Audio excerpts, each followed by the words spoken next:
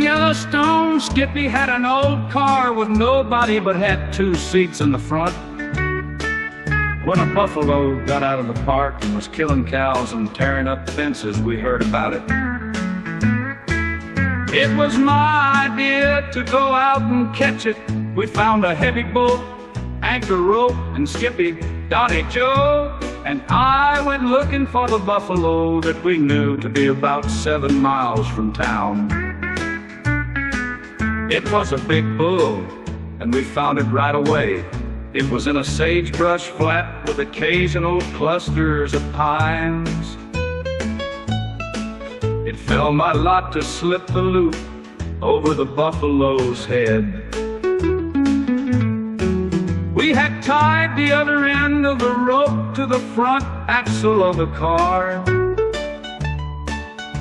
The buffalo has no enemies, and it was easy for me to slip up behind a tree and rope him.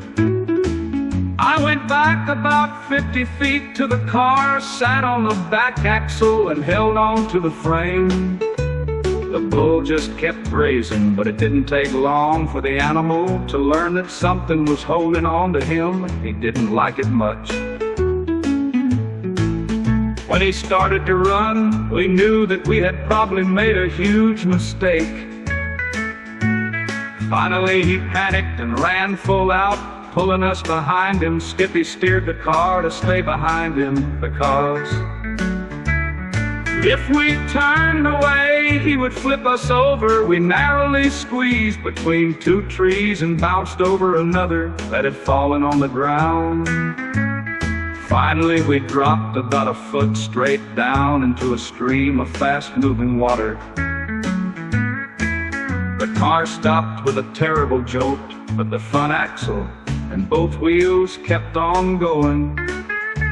The last we saw of the bull, he was still running, and the tires were bouncing wildly. I have often wondered if the car is still in the creek. Someday maybe I'll go back and see. I had lost my shoes in the ordeal, and we had a long walk home, wet and cold.